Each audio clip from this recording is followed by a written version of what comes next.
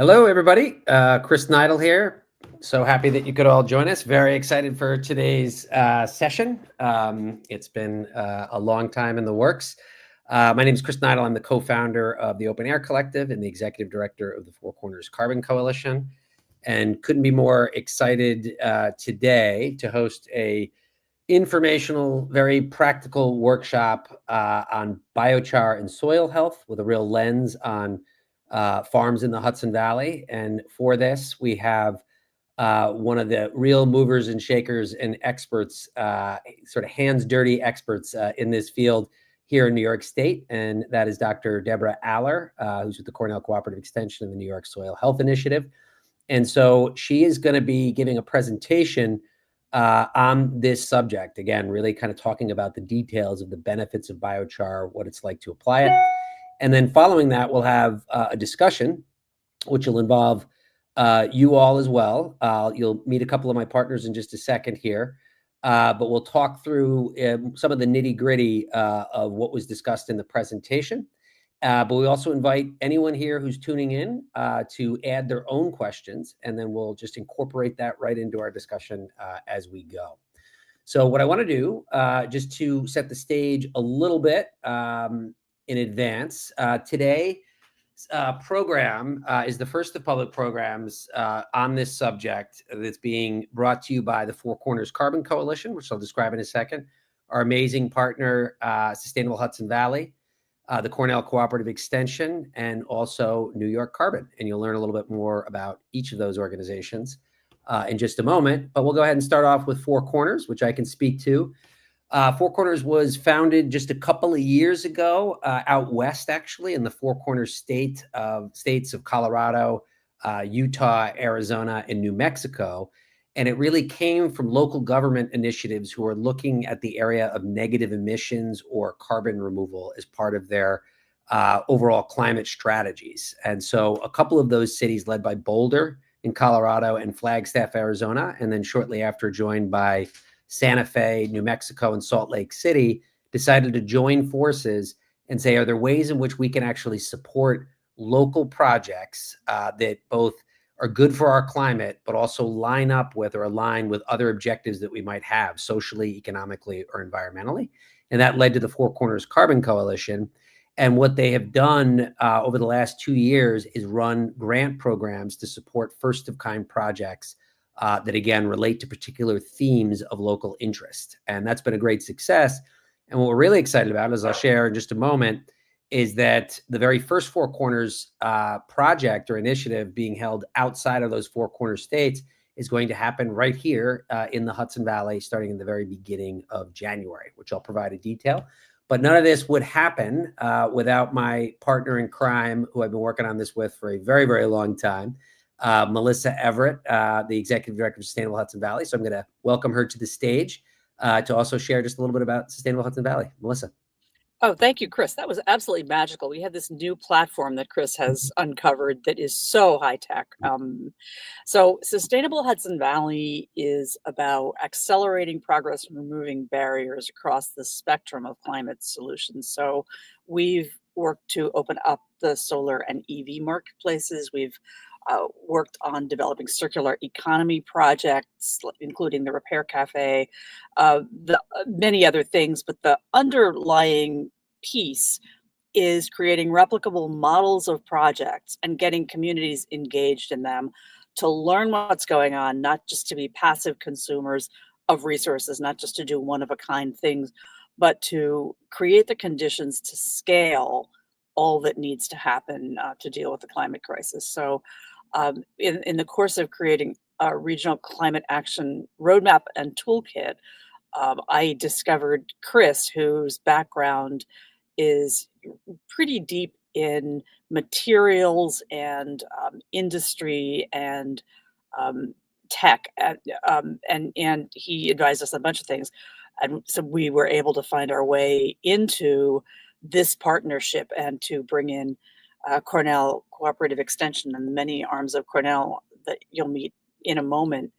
But we are here, we are excited, and this is the beginning of a couple of years that we hope will be working closely with a lot of you.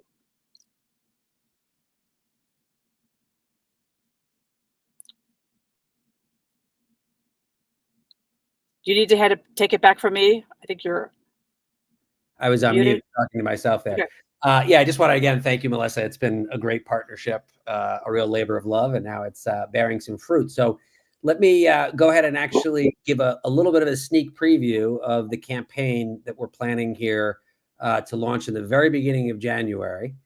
And that's what we call the Hudson Valley Biochar Pioneers campaign. And what this will consist of, again, along the lines of what I described as the open air, the Four Corners model, is that it's about supporting and energizing early adoption of biochar here in the Hudson Valley, while leveraging and really standing on the shoulders of other initiatives that have preceded it, many of which really have been led by Debbie, who you're going to hear about in a minute. But the way that this will work is that we're looking at up to 10 Hudson Valley farms all the way through the valley, from Westchester all the way up to Albany, is the geography of eligibility. We will be providing grants to fully fund the biochar deployment on a pilot scale of 1 acre area. There might be some exceptions to that where we go a little bit larger or smaller depending on the farm, but we're looking at a substantial enough area of cropland where it can be applied to really show some results. And then what will go along with that, again, that will be fully funded through the grant, the material itself. And you're going to hear from Bill from New York Carbon in a minute. This is locally produced biochar from local biomass, which we're really excited about. You'll meet Bill shortly.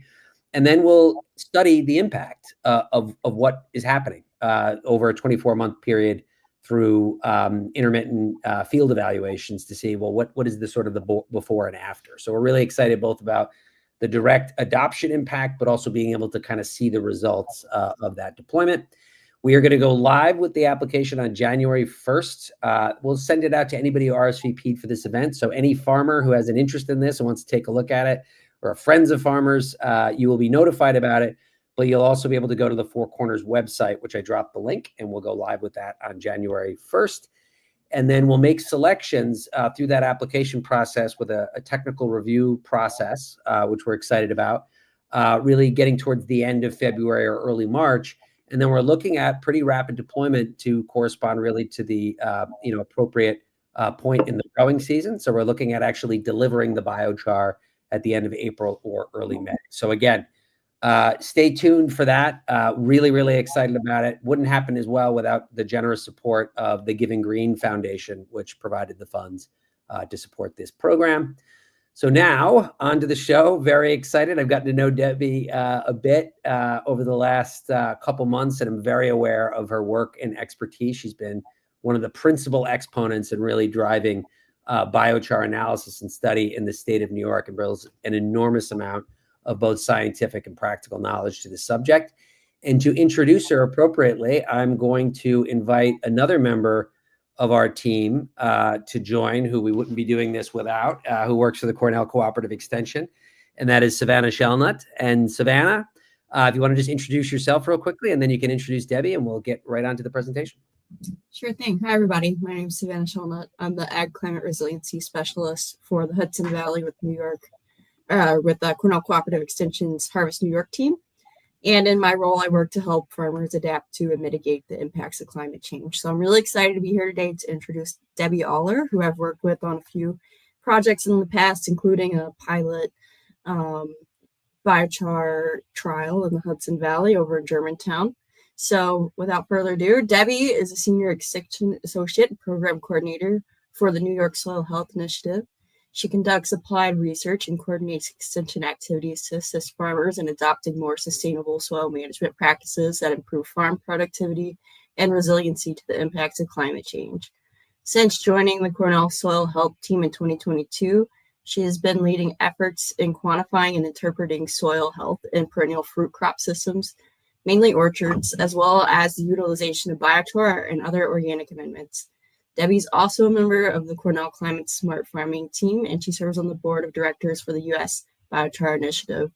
She earned her Master's of Science in Environmental Science and International Development from the University of Edinburgh and a Ph.D. in Soil Science from Iowa State University. So without further ado, I'll hand it over to you, Debbie. Thanks so much for that introduction, Savannah. And thank you to Chris and Melissa for the invitation to be with you all today and share a little bit of my knowledge about biochar with you. I've been working with biochar in a research and extension capacity for about 13 years now. There's a lot I've learned and there's a lot I hope to be able to share with you today. And one of the things I've become most interested in over my time working with biochar is actual real world adoption and real practical applications of it. So really the extension side of it. So today I'm really hoping to give you some practical insights for biochar use in agriculture, how you can think about it, and things you should be considering if you are going to be applying it on your farms. And so I'm involved in about 10 or 12 trials across New York State right now. And it's great to know that there are a lot of farmers in the Hudson Valley that are interested in applying it as well. So for about the next 25 minutes or so, I'm going to share some information with you. Let me make sure we're moving here. Great. And so there's a lot we know about biochar. This is just not necessarily want to start with a figure on the first slide, but we know a lot about biochar from a scientific perspective. There's been a ton of research over the last 15, 20 years or so about it. There's close to actually almost 40,000 publications in the peer-reviewed literature on using biochar since about 2010 or so. And so there's been an exponential increase in our scientific understanding of biochar. But we know there's a lot of nuances in it, not just biochar, but biochars, and there's a lot of complexity and variability associated with it. And there's a lot of potential uses beyond just agriculture, even though that's the focus of today. And so there's really been we have the research, we have the scientific understanding, but the widespread adoption of biochar and actual applications to farmland at a large scale has lagged. It's limited. And so this has really been a need for practical information. How do we take our technical expertise and our scientific understanding of biochar and actually implement that in the real world? So really the extension components around it. So before I really dive into any content, I'm going to share just some resources with you right away so I have enough time to do it, because a lot of what I'm going to share with you today, we've put out there publicly available for you to have as a resource. This is not just myself, but collaborators at the U.S. Biochar Initiative, the USDA ARS, American Farmland Trust, Nebraska Forest Service, and also some folks at the Latin American Biochar Institute as well. So these are resources. You can even scan this QR code right now and you'd be taken to, I think, directly to the biochar guidelines for ag applications on the USBI website. And then you'd be able to find these other guides as well. It's also translated to Spanish, which is quite important to disseminate this information as well. So great resources right off the bat for you from a practical side. Another document I would like to share is frequently asked questions about biochar. This is once again something I've written in collaboration with some of my colleagues at the USDA, American Farmland Trust, and USBI. These are pretty much the top 60 or so questions all of us repeatedly receive related to biochar. What is it? How do I use it? When do I use it? How do I apply it? A lot of what I'm going to get into today in the next 25 minutes or so. So I just want to point you directly to these resources, just because I'm going to be brief in my overview today, just for the sake of time. So there's the link for that document. It's about a 30-page document, but it's bullet by bullet. You can go to specific questions if you have, all related to biochar applications for agriculture to soils. All right, so diving right in, I always like to start, no matter what, whether you have never heard of biochar or you're an expert of it, I always think it's good that we're on the same page with what it is. So it's a carbon-rich material made through pyrolysis, and we're converting organic waste materials into a valuable product. And so we're not talking about cutting down trees or anything like this. These are already organic materials that have entered the waste stream. So they're sustainably sourced materials and ideally local. And so in New York State, we have dead and dying trees like ash trees. There's a lot of woody biomass waste, orchard prunings, vineyard prunings. I'm involved in a project right now looking at the conversion of dairy manure, which is a huge waste product from a volume perspective to convert to biochar. So really any organic waste material can be converted to biochar. And it's made through pyrolysis. And so pyrolysis is often complicated, or not complicated, excuse me, it's confused with words like incineration and combustion. And so pyrolysis differs from something like incineration, like an open campfire, because we're limiting the oxygen. So we're looking at the combustion of organic waste in low to no oxygen conditions. And when you subject that organic material to pyrolysis, we get three co-products: gases, which can go back to electricity production on a large-scale integrated bioenergy facility. We have our liquids, our oils and tars that can go to bioasphalts and other bio-based products. And then we have our solid biochar product, and that's, in our case, and in the context we're speaking about today, being used as a soil amendment in agriculture.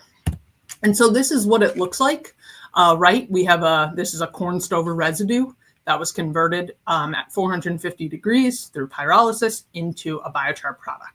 So it's essentially charcoal, and you can think of it charcoal, but it hasn't undergone any type of combustion, right? Because we've limited that oxygen. And because of pyrolysis, we get an incredibly stable carbon-rich material. Depending upon the feedstock, it can be 50 to 90% carbon. When we're dealing with manure waste products, we're closer to that 50 or below carbon. When we're thinking about our hardwoods or our mixed wood biochar products, we're closer to that 90% carbon. So we're getting a real carbon backbone. And if we were to look at these materials under a microscope, they're incredibly highly porous. And I always like to use the analogy of a sponge. It's something people can visualize. It's something they see every day if you're cleaning your dishes right. And so you think about all these different size and shapes pores, and you can think about the internal structures of biochars very similar to that. And these have many benefits when we add them to the soil: improved water retention, improved nutrient retention, home for microbial activity, and many other functions. One thing that sets biochar apart from other organic amendments like compost and manure is it's this fixed carbon. It's this long-lasting soil amendment. So biochar does not degrade on the timescales that compost and manure and uncharred or unpyrolized organic material does. And I'm going to talk about that a little bit more in a few slides. And so there's numerous benefits for agriculture and other industries, like environmental applications for mineland reclamation, industrial applications, replacements for rubber and construction materials, and many other applications. So biochar overall, even if you're just hearing about it for the first time today or your interest has been piqued by it, it's not a new concept. It's something that's been used or utilized in a slightly different sense for hundreds of thousands of years. It was only recently discovered through scientific research down in the Amazon in what are known as the Terra Preta de Indio soils down in the Amazon basin of Brazil. And these are anthropogenic dark earths, essentially. So in this part of Brazil, just for context of where biochar developed, these are really highly weathered tropical soils known as oxisols. They have very low nutrient and water retention capacity, and crop growth suffers in these soils because they don't have the ability to retain those nutrients. And they're really iron-rich soils, as you can see from the red coloring here. Just adjacent to those soils is these dark earths, and these have been found to have repeated applications of charred material over hundreds of thousands of years. And in these soils, they have much higher organic matter, higher cation exchange capacity, a host of other soil health properties, and the crop yields are significantly higher within these adjacent soils.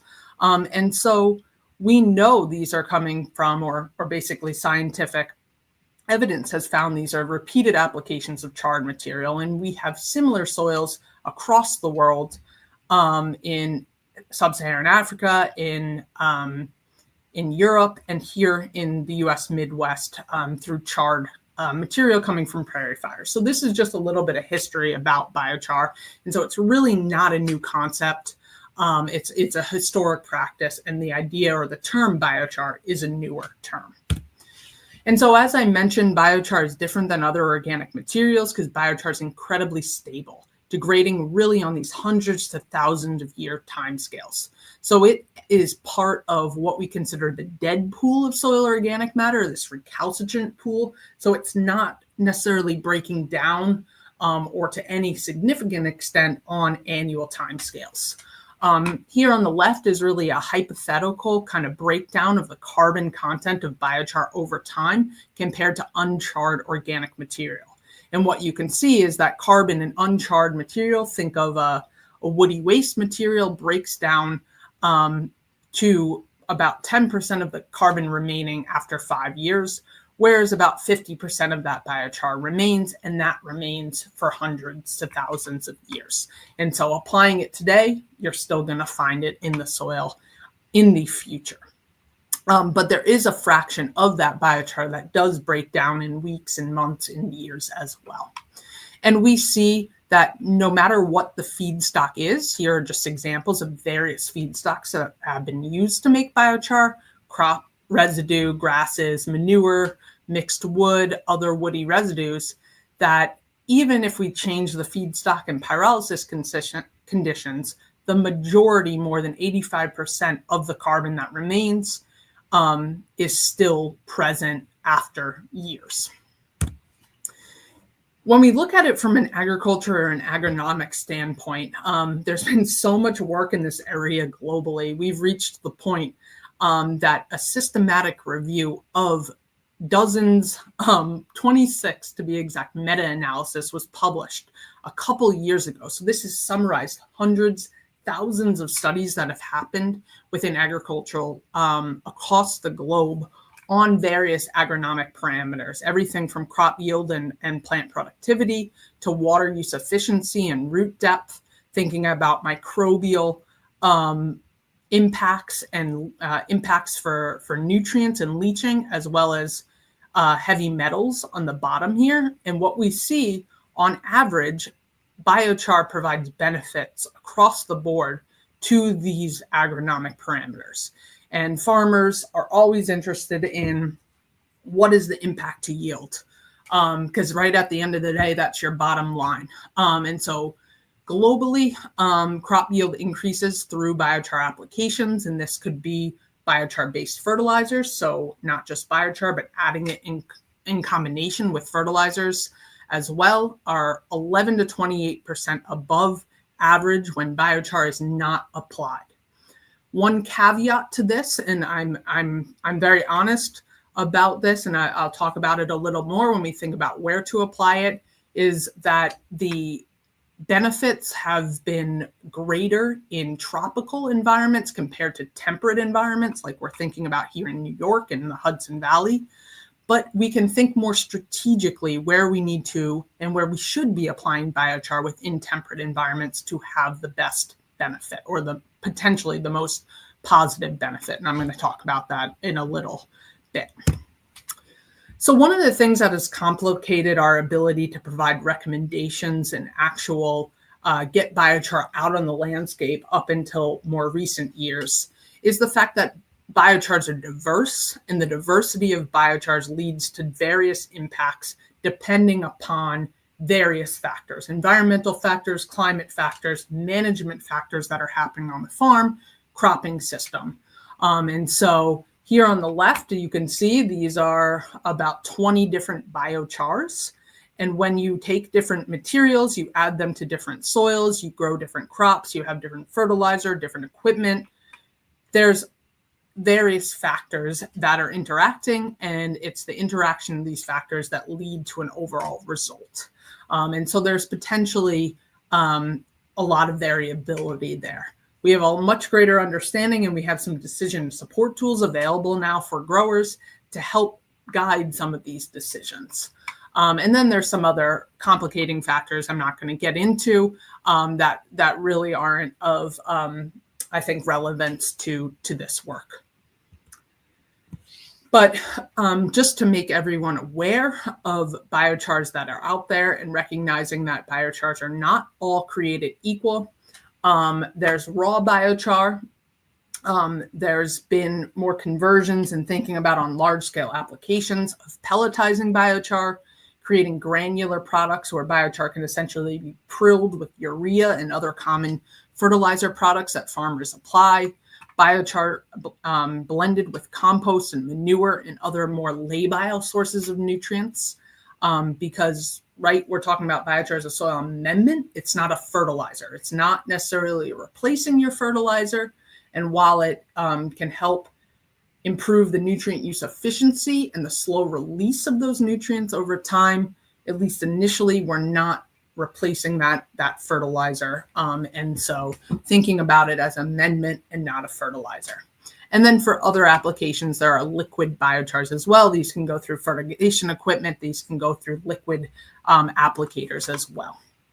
One thing I do want to say, which is something that has kind of limited the biochar industry, but is progressing really nicely, is this idea of standards. And any industry really needs standards to have high quality products.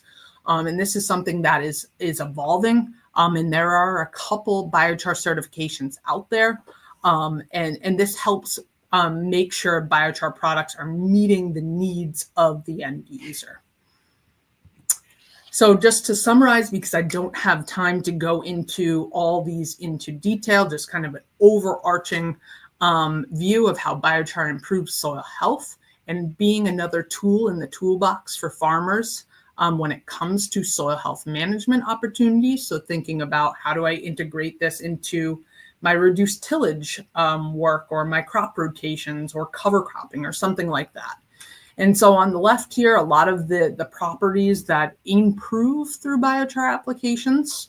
In some soils, we're thinking about wanting to improve water use efficiency and microbial activity, or adjust our pH, because biochar can act like an agricultural lime, and that's of real interest to many farmers. And then on the right side here, biochar potentially decreasing greenhouse gas emissions, although there's variability there, decreasing soil compactions and improving soil bulk density, reducing leaching of nutrients and other pollutants. So this is just a big summary slide for you all. But as a farmer, what I think is important, and I pitch this, and these slides are very similar or basically the same to other presentations I've given, just because not much has changed in the past year or two. But as a farmer, something that's important to think about is what is the resource concern, as the NRCS will call it, that I'm trying to solve through a biochar application. Why am I interested in biochar? Why do I need it? Just like if I don't need to apply fertilizer, why am I going to pay for it and spend the money? It's helpful, right? If you have cost share, you have a trial to help see if it's going to work on your land, as in the case we're talking about today. But it's just important to consider why you were interested in biochar. So there's many factors. There's many of these factors that biochar can improve. I have issues with nutrient use efficiency, or I want to improve the microbial activity. As I've mentioned, I want to help neutralize my soil acidity. All these other factors. But it's important to know why you're interested in biochar. So something to keep in the back of your brain. So when we're thinking about biochar applications and actually getting it out on the landscape, I really think a concept that farmers understand, something that has been pitched for a long time by the Fertilizer Institute, and something I think we can grasp on as to disseminate biochar information, is this idea of the 4 R's, or the 4 R's of nutrient stewardship: the right source, the right rate, the right time, and the right place. Some of my colleagues kind of leave out the right time, but I think the right time is quite important if you're a perennial grower at all, and I'm going to mention that. So thinking about the right source, I think this might be irrelevant because Bill, who's going to speak after me, you have a local source right in the Hudson Valley that's a high quality source of biochar, and there's a lot of benefit right from having that biochar right in your backyard to apply to farmland. So that would be a mixed hardwood or a mixed wood biochar. Right rate. What is the right rate for my soil types, for my crops? The right place. Thinking about where should I be applying this directly to the rooting system? What depth should I be applying it? Very important to consider. And as I mentioned, the right time. The time factor is much more important when we're thinking about perennial fruit crops and potentially deep trenching it into the rooting system before planting. So the right source, already mentioned this, the local available sustainable source. You have it right there in the Hudson Valley, as Bill is going to mention. But a wood-based biochar might not be the correct biochar in other environments. Down in the South, this is an example of using biochar actually in poultry houses to reduce ammonia. And so or creating the biochar from poultry manure because there's so much. And so just having that local relevance is really important. Where to apply biochar, the right place. Why am I jumping from New York and the Hudson Valley to showing you an image of California, if you were able to see that outline of the state there. And this is because I think this is a really great example I like to convey in my presentations about biochar and just trying to think about how we line up soil properties with biochar applications to try and get the most positive response to crop yield from those biochar applications. So to quickly say, hopefully you can see this, we have 3 different soil properties here. Soil pH, soil organic matter, soil cation exchange capacity, and on the right here is response. And hopefully what you can see is there's basically a fundamental level at this scale, which was done in this study by my colleague. The Central Valley of California, one of the most agriculturally productive regions of the world, is pretty much split in soil health indicators. Whereas on the west side of the Central Valley, we have more basic soils, we have more soil organic matter, we have higher cation exchange capacity. These are all positive indicators for soil health. And on the right side of the Central Valley, we have more acidic soils, we have lower organic matter, and we have lower CEC. And when we can connect that to a biochar response, the potential for biochar to have a positive response on crop yield, we can see where our soils are more degraded.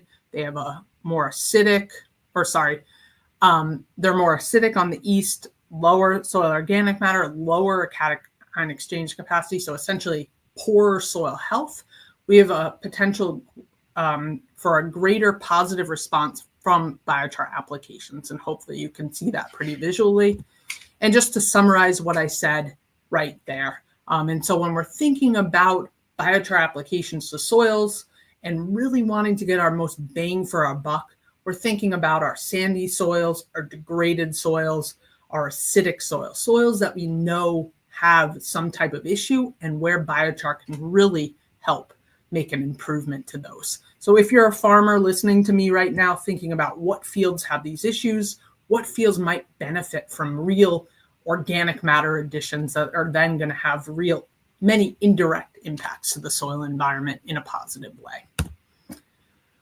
One thing I want to highlight, but I can't spend much time on this, but I want you to know these resources are available to you, are these decision support tools that have really come online in the last year or two and are still in development.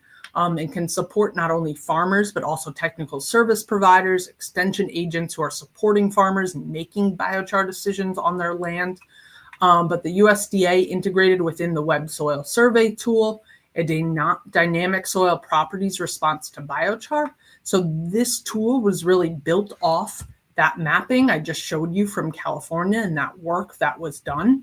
So it really connects soil properties on your field to the potential for biochar to have a positive response. So you can go be in your living room tonight, whatever, go on your computer and map your fields and see, hey, am I going to have a positive response potentially through a biochar application seen in green, or real no response there in red?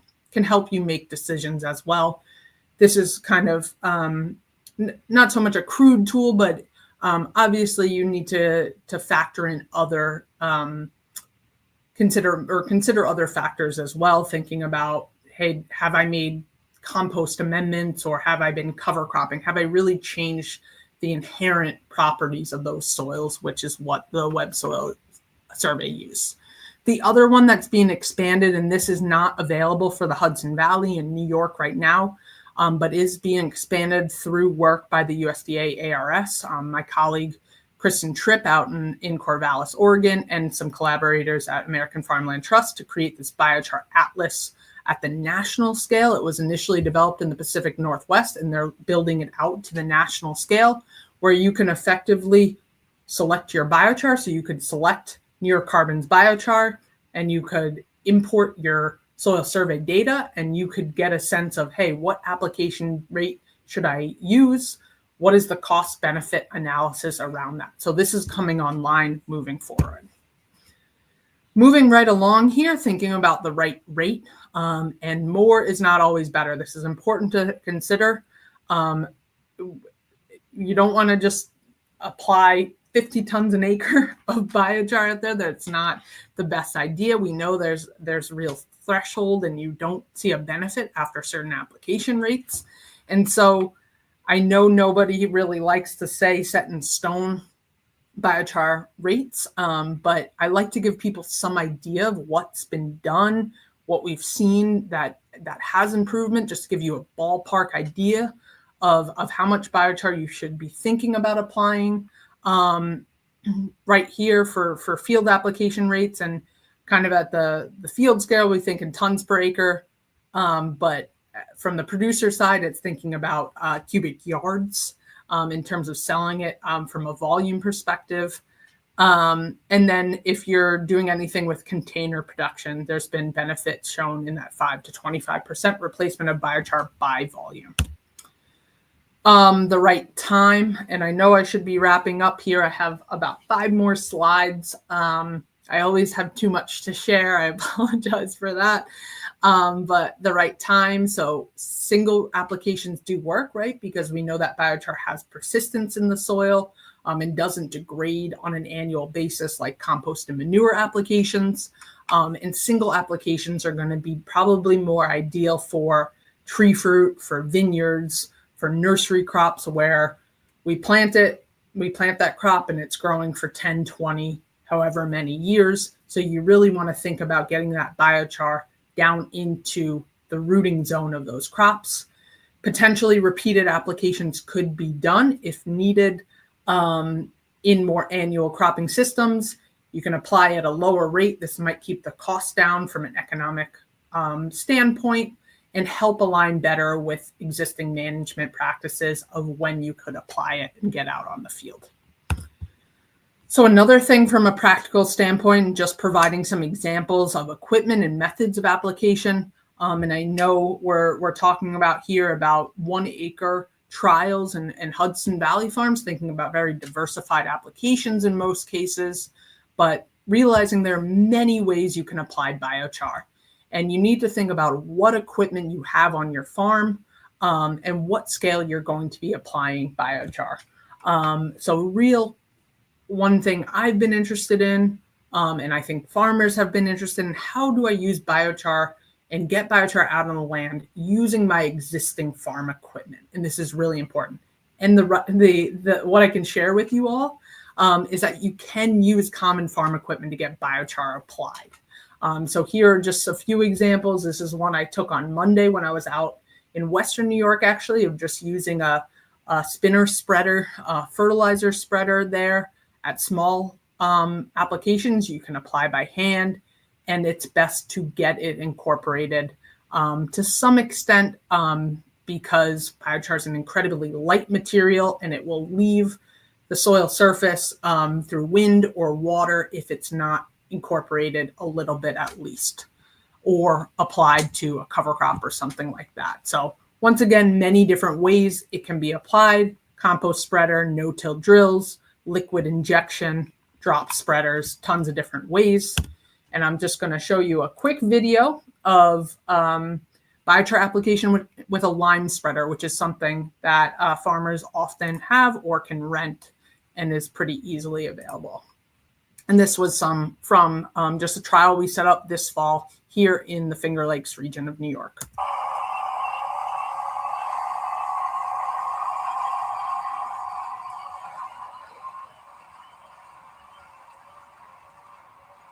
And so this farmer is applying the biochar, actually the New York Carbon biochar, through a lime spreader. And he's applying it to a clover cover crop going into the winter, and he'll incorporate it into the soil in the spring before planting a corn crop. Just some other application considerations to think about, which might not be relevant to everyone, but are important to consider. Moistening the biochar to minimize dust. You really don't want to be inhaling fine particles of dust at application. So using appropriate PPE if needed, standing upwind from where the biochar application is happening, and trying to think about getting that biochar incorporated into the soil if at all possible. I could give an entire talk on charging, inoculating, blending biochar, which are kind of terms used interchangeably. But this idea of what I said, that biochar is not replacing our fertilizer, at least initially, while it can reduce our need for biochar, it should be used in combination with some type of fertilizer as well, to help minimize the potential for nutrient immobilization or any yield hit that could occur. So thinking about how do I combine biochar with compost, manure, my synthetic fertilizer, whatever type of fertilizer you use. One thing I do want to mention, because I know this is relevant to Hudson Valley farms, not necessarily important for these trials because it's a wood-based biochar, but organic farms cannot currently apply manure-based biochars. This will compromise your organic certification, and we are working to hopefully change that. We'll see what's possible there, because we know manure in and of itself is incredibly important for organic farms, but you can't use it if it's been converted to biochar. The last thing I want to make farmers aware of, once again, not necessarily incredibly relevant for these trials because they are supported, but if you're looking to expand biochar applications moving forward, connecting with your local NRCS office, because there are cost share dollars through EQIP, through various NRCS programs, and Conservation Practice Standard 336 can help offset the costs around biochar and other carbon amendments on the landscape. So I've just put an example here of some cost share dollars for 2025 here in New York of using biochar, using compost. There are more. I couldn't fit it on the slide, but if you speak with your local NRCS office, they should be able to assist you with potentially applying for some financial assistance there. So wrapping up just everything I said in the last 30 minutes, sorry, I went a little bit over, but what biochar is, right? That biochar can really provide benefit to both annual and perennial cropping systems. So it's something that's open to all types of farmers at all scales. Thinking in the Hudson Valley, thinking in temperate environments, biochar applications should be made more strategically. So thinking about where you have degraded soils, sandier soils, which can be tricky, but there are sandy soils in New York, or poor performing areas of the field. So where you have a resource concern. Recognizing that biochar is not a silver bullet, but it's another tool, it's another option for farmers to use. Thinking about inoculating biochar with your compost, your manure, your fertilizer before application, especially if applying in the spring right at planting. You don't want that carbon to really suck up the nutrients. Getting biochar out on the landscape through utilizing your existing equipment and existing management strategies. I didn't talk about cost, but maybe I'll leave that to Bill or a conversation at the end, because I know there are always questions about cost, but cost is continuing to decrease, even though it is more expensive than other common organic amendments as we see availability increase. And these decision support tools and financial assistance are becoming available for qualifying farmers to help encourage adoption. So thank you very much for listening. I know there probably are questions, and hopefully we'll be able to get to all those before the end of the webinar. So thanks again, Chris and Melissa, for the invitation. Excellent. Thank you so much, Debbie. That was a lot of information, very helpful and very well relayed. I want to bring up the rest of the team, but first we're going to bring up Bill. And I think just in the interest of time, we got about 15 minutes, maybe a little bit more. After I just introduce Bill real quick, I want to just knock out a couple of the very specific questions that were actually asked on the comment. And then me and other members of the team might have a few other questions too. So Bill, really awesome to have you here. Bill Hilgendorf, the founder and CEO of New York Carbon, which is the company that was alluded to by Debbie. He's been working with Debbie for a bit. And we're just thrilled to know that there is a biochar producer right here in the Hudson Valley. So I was hoping, Bill, if you could just real quickly just introduce yourself and just tell us a little bit about your company. Yeah, totally. Thank you guys so much. This is amazing. So yeah, my name's Bill Hilgendorf from New York Carbon. I do not have a background in soil science or agronomics. I studied industrial design, and I started and ran a furniture design and manufacturing company for 20 years out of the city, but really fell in love with finding new uses for waste materials. And that's where biochar came in for me 5 years ago. I stepped back from that to really focus on biochar and looking at sort of ways we can close the loop on different waste streams. And New York Carbon was born out of a partnership between White Feather Farm in Saugerties and Roth Lumber, which is right next door, where the farm White Feather Farm is a certified real organic farm with a 66-acre learning landscape with a focus on science, research, and education, with a lot of poor soil. And Roth Lumber is a lumber mill next door in Saugerties that had a lot of extra offcuts from all the milling that they did. And so together, that partnership formed New York Carbon, which allowed us to build soil over here at the farm side, and then to help deal with the waste material that the mill was creating. All of the material that the mill gets is from a 5 to 10 mile radius from it. So it's super local, all sustainably felled trees. Most of it is eastern white pine. But we do also take in some tree service and homeowner green material. We're the designated drop-off spot locally for the Saugerties, Woodstock area for that. Let's see. We produce right now. We produce about 500 tons a year of material, but we're looking to scale that up to about 2,500 tons in the next year or so. It's interesting. The biochar market, like as it grows, I'm more on the material side. That's sort of my passion. But you can't produce a lot of it and just store it. So you're in this sort of position where you're trying to produce at the scale needed for the demand. And as the demand goes up, we've been able to produce more, but we're still sort of waiting for all of this momentum to continue, so we can keep getting biochar in the soil, as well as working on other products, as Debbie alluded to, including building materials, water filtration products, and et cetera. So great. Well, Bill, I just dropped the link to New York Carbon's site as well, so people can check that out. Cool. One just quick thing on that, and then we'll get to some of the questions from the audience, and I'll bring Melissa and Savannah up too. Is that my understanding is one of the beauties of biochar, at least in one sort of pathway, is it's quite modular in a way, right? So right now you have a set of equipment that you can pyrolyze, but if you start going gangbusters and we fulfill the vision that we want, it's possible for you to kind of add on more, right? And then to be able to really up your capacity. Yeah, absolutely. Something Debbie talked about a little bit is, it's really not biochar, it's biochars. And a lot is dependent on the feedstock. And that's true in the pyrolysis and manufacturing process too.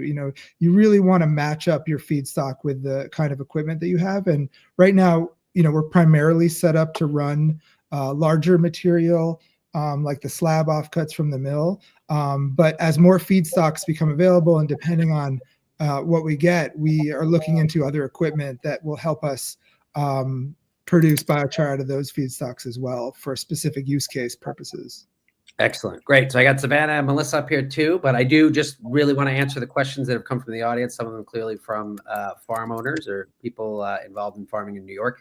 The first one I want to do is just give a shout out. I was happy to see this from Polly.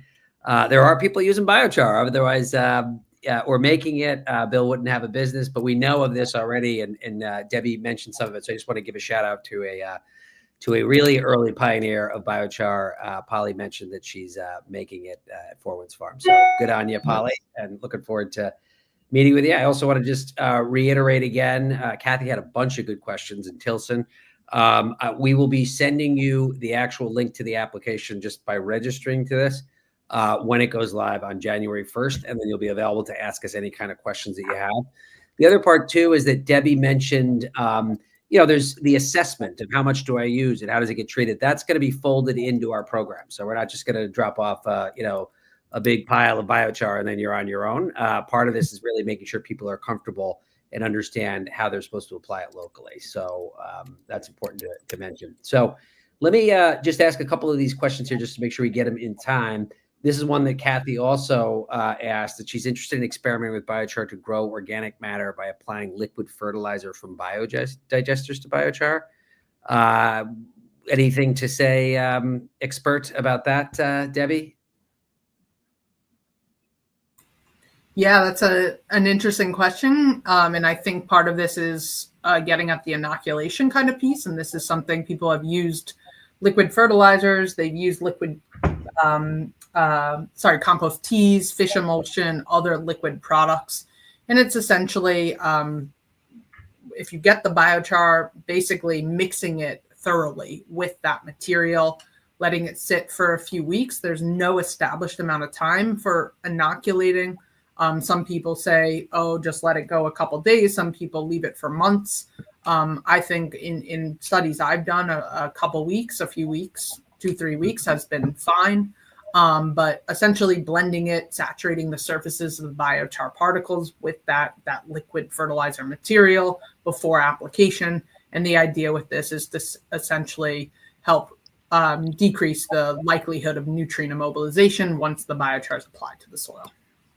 Yeah, I think you just touched on that. There's definitely some interest around the science and art of, inoculation and how that's done. And there's even a suggestion there from Brian. I'm sure there's a lot to it, Debbie, that we could do a whole other webinar. And hey, why not? Let's do one when the time comes. So, Brian. Yeah, and I would encourage folks, sorry to interrupt you, Chris, but I would encourage folks to check out those documents I shared early on in my talk, the practical applications document on the USBI website, as well as the frequently asked questions document. I think those are really good resources that can help people think about what inoculation means and how to do it a little bit more. Excellent. Yeah, Great. and I'll just say, our partnership has really been baking this whole project idea to be able to follow up, to organize. We can put the resources in a little Google folder so they're convenient. We can also hear from you if there are local forums that you'd like us to do, other special topic forums. Really, we have, in parallel with the application and the testing, the whole point of this is to roll out education that is really, shaped by what you all need. Yep, absolutely. We're here for you. And our vision is, the modest one of making New York a biochar powerhouse in the world. And it starts really from the science and the field activities that Debbie and Savannah are running. And I think we're getting good indicators that there's obviously a rationale for using biochar in this region. But that includes both the adopters, the farmers, and there's other utilizations for biochar that we'll talk about another time, but also for the Bills of the world, for the entrepreneurs. Let's make our own biochar here. And so what this program is sort of addresses both sides of that, increasing demand and increasing supply. So we're really excited for it. So we do have a couple of other questions here that have come in. Here's one right here. This might be a Bill question. Price of biochar per metric ton or per CY of bulk density. Not universally, but in your case, Bill? Yeah, I mean, the price, we don't do metric tons, but the price per ton is going to vary on quantity. somewhat. I'm happy to speak with anyone individually if they want to reach out about it. In terms of bulk density, our biochar comes in at about, when it's milled to 1/2 inch and smaller, it comes in about 12 to 13 pounds per cubic foot. And the carbon content is about 85 to 90%. But yeah, and I'm happy to share, we are OMRI listed for organic applications, and I'm happy to also share our most recent results from Control Labs, which has all the details about the biochar. Excellent. Great. And I saw Tesaria. How you doing, Tesaria? A good buddy of mine. You asked about smokeless biochar kilns, and I saw that Savannah said that she's going to send you some resources on it. We can also talk about it as well for New York City implementation, which is a thing that could happen. They're not the focus of what we're talking about today. Here's a question from Malcolm. This is a great question, and I might have the answer to it. I'm not sure if you guys have looked at it, but has anyone made tests with rock weathering minerals along with biochar co-composting? Rock weathering is another soil implement where you take highly alkaline rock, grind it up, apply it to soil, and when it's exposed to air and to water, not only does it sequester carbon in a really durable way, but it has other production benefits as well. But I'll leave it to the scientist to first say her thoughts on it, but I can provide a little, at least of what I, as a non-scientist, have heard.